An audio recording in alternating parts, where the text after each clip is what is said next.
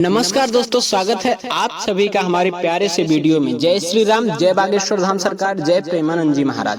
दोस्तों, आज गणेश चतुर्थी की कुछ ऐसी गलतियां आप सभी को बताऊंगा जो आप अगर ऐसी गलती करते हैं इस गणेश चतुर्थी पर तो आपके घर से माँ लक्ष्मी और भगवान कुबेर नाराज हो जाएंगे, रुष्ट हो जाएंगे और आपके घर में गरीबी आ सकती है। तो दोस्तों, इन सभी उपायों को आप सभी जरूर सुने और ऐसे नियम भी आप सभी को बताऊंगा जो आप करते हैं तो आपके घर में माँ लक्ष्मी आएंगी, आपके घर में खुशहाली आएगी और आप अमीर बन पाएंगे। दोस्तों, गणेश चतुर्थी का महापर्व बहुत ही शुभ और मंगलकारी माना जाता है।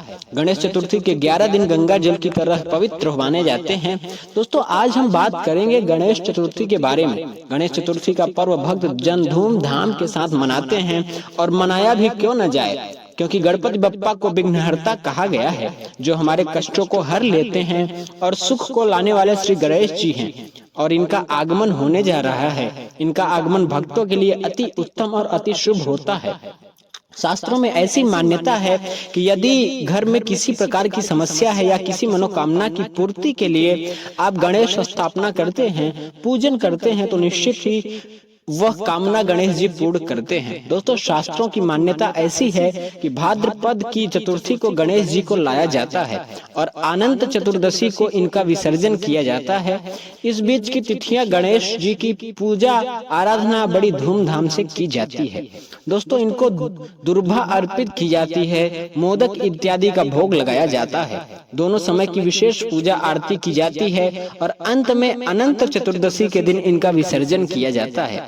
शास्त्रों में ऐसी मान्यता है कि गणेश जी को अपने घर में लाकर विधि विधान से उनका पूजन, उनकी सेवा करने से हमारी सारी मनोकामनाएं पूर्ण होती हैं और विद्या बुद्धि के दाता श्री गणेश जी का आगमन होने जा रहा है। तो दोस्तों, इनको लाने का जो विशेष समय होता है या फिर इनको स्थापित करने का विशेष समय होता है, कारण यह है कि इनका जन्म हुआ था दोपहर के समय, इसीलिए यह उत्सव दोपहर में ही मनाया जाता है। विशेषकर स्थापना जो होती है वह दोपहर में ही होती है। दोस्तों, गणेश जी की मूर्ति से जुड़ी कुछ ऐसी बातें आप सभी को बताऊंगा और आप सभी को जानना अत्यंत आवश्यक भी है। वैसे तो हम बिल्कुल नहीं कहेंगे कि कोई भी गणेश जी की मूर्ति अशुभ होती है, लेकिन हाँ, उसके मायने और कारण बदल जाते हैं। क्योंकि जैसे हमारे शास्त्रों की मान्यता है कि बहुत बड़ी मूर्ति की पूजा सेवा हम अपने घर में नहीं कर सकते हैं। जैसे आप अपने घर के लिए गणेश जी की मूर्ति ला रहे हैं तो ऐसा बिल्कुल मतलब नहीं है कि आपके घर पर रखी हुई बड़ी मूर्ति अशुभ है, लेकिन हाँ, इसलिए कि आप उसके बराबर उसकी सेवा पूजा नहीं कर पाएंगे। दोस्तों, आगे बढ़ने से पहले आपसे एक विनती करते हैं कि हमारे चैनल को सब्सक्राइब कर बेल आइकन जरूर दबाइएगा। अगर आप भगवान गणेश को अपने घर पर बुलाना चाहते हैं तो कमेंट बॉक्स में अवश्य लिखे, गणेश जी आपका स्वागत है हमारे घर में। गणेश जी के लिए एक लाइक तो बनता है। दोस्तों, वैसे गणेश जी की मूर्ति में कुछ बातें ध्यान रखना चाहिए। यदि आप गणेश जी की मूर्ति को लाने जा रहे हैं या लाने जा रही हैं तो ऐसे में एक चीज का ध्यान जरूर रखें कि मूर्ति किस चीज की ला रही है। यह भी आपकी मनोकामनाओं के ऊपर आधारित होता है। सबसे शुभ मूर्ति जो होती है दोस्तों, श्रेष्ठ मूर्ति जो होती है, वह सफेद आड़ की जड़ से जो गणेश जी निकलते हैं, जिसे श्वेताभ गणेश जी बोलते हैं। इस प्रकार के गणेश जी को आप अपने घर में लाते हैं तो रिद्धि सिद्धि लक्ष्मी या फिर किसी भी कोई भी कामना है आपकी तो गणेश जी आपकी कामना को पूर्ण करते हैं। और यह मूर्ति तो ऐसी मूर्ति है जो कि बहुत ज्यादा श्रेष्ठ और मंगलकारी होती है, लेकिन यह मूर्ति बहुत कम प्राप्त होती है। दोस्तों, आप सभी को बता दें कि यह मूर्ति बहुत ही मंगलकारी होती है। दोस्तों, कहा जाता है कि धन के स्थान पर यदि इनको स्थापित कर दिया जाए तो जीवन में चाहे कितनी ही पीढ़ी दर पीढ़ी आपकी जो संतान है वह बढ़ती चली जाए, लेकिन उनका धन कभी भी कम नहीं होता है। तो दोस्तों, खैर चलिए, यह गणेश जी तो आपको नहीं मिलेंगे, मुश्किल है, क्योंकि ये श्वेताभ की जो मूर्ति होती है ये बहुत कम मिलती है। अगर मिल जाए तो जरूर आप अपने घर पे स्थापित करिएगा।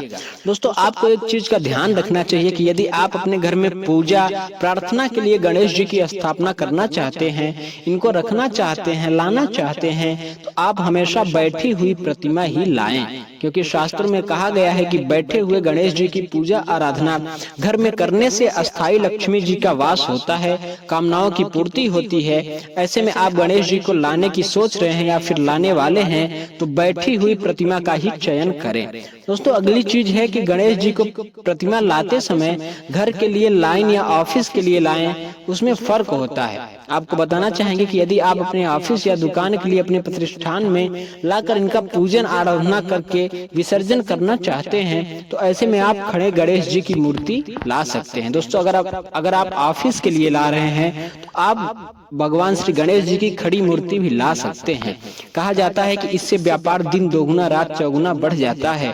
दोस्तों यदि आप मतलब आर्ट के विद्यार्थी हैं या आर्ट बनाते हैं, कला बनाते हैं, तो आप गणेश जी की खड़ी मूर्ति तब भी ला सकते हैं और उनकी पूजा कर सकते हैं। बस घर में जो आपको प्रतिमा लानी है, अगर आप अपने घर के लिए प्रतिमा ला रहे हैं तो वह बैठे हुए गणेश जी की प्रतिमा लानी है। यह ध्यान रखें दोस्तों, प्रतिमा लाते समय आपको एक चीज का ध्यान और रखना है।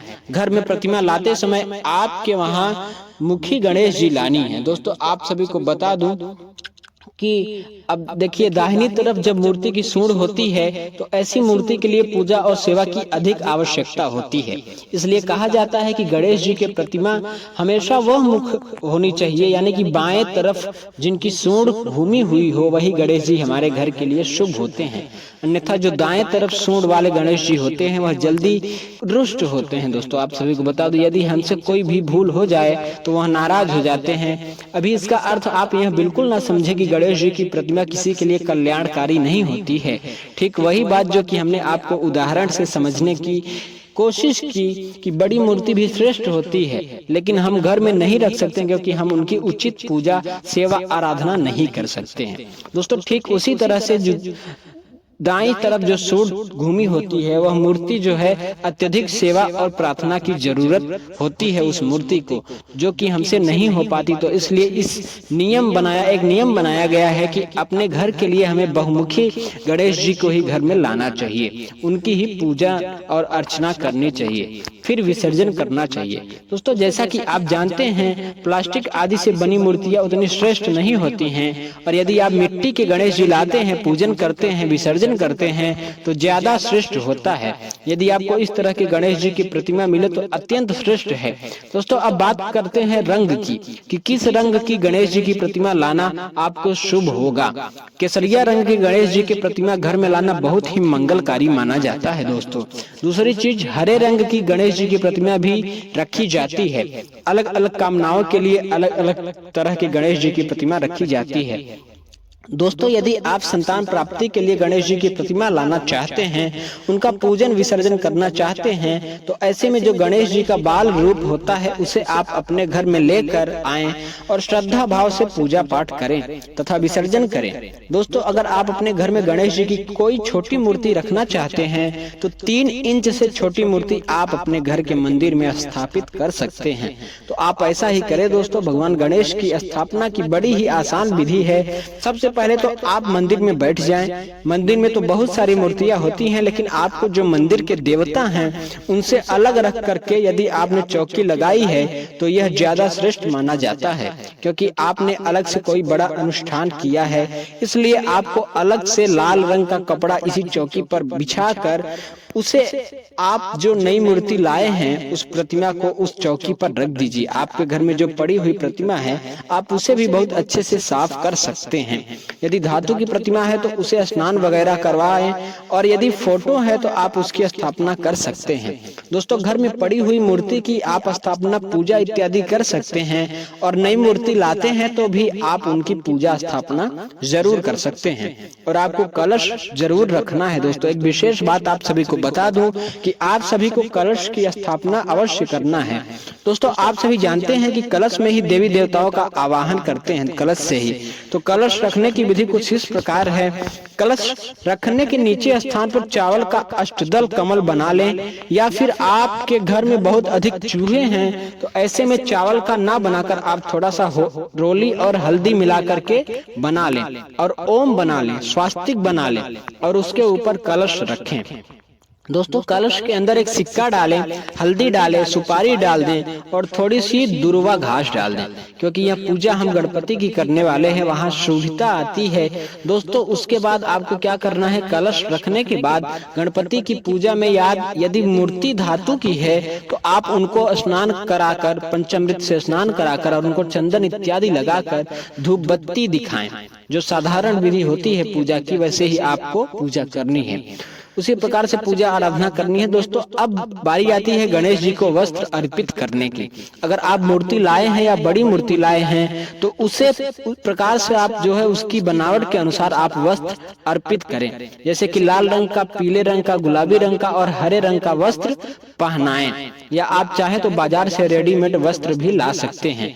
वस्त्र अगर नहीं है तो आप अपनी क्षमता के अनुसार मौली धागा, जिनको हमारे शास्त्रों में वस्त्र का स्वरूप मानकर देवताओं को अर्पित किया जाता है, तो वह भी आप अर्पित कर सकते हैं। दोस्तों पान जरूर चढ़ाएं, गणेश जी को पान अत्यंत प्रिय है, क्योंकि गणेश जी को यह विशेष प्रिय होता है, तो आप उनको पान जरूर अर्पित करें। पान में आप 2 लौंग, 2 इलायची रख के और जब गणेश जी का पूजन हो जाए उनको भोग लगाएं। दोस्तों भोग में भगवान गणेश को लड्डू मोदक अति प्रिय है, ये आप सभी को पता होगा।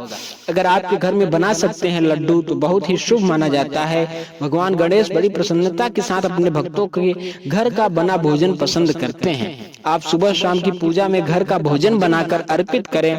अगर घर का नहीं कर सकते हैं तो आप बाजार से लड्डू मोदक अवश्य अर्पित करें। दोस्तों भगवान गणेश की स्थापना 1 दिन के लिए भी कर सकते हैं, 3 दिन के लिए भी कर सकते हैं तथा 5 दिन के लिए भी स्थापना कर सकते हैं। ऐसे में अगर आप चाहें तो 7 दिन के लिए भी आप स्थापना कर सकते हैं। आप अपने इच्छा के अनुसार कितने भी दिन के लिए रख सकते हैं और अंत में विसर्जन किया जाता है।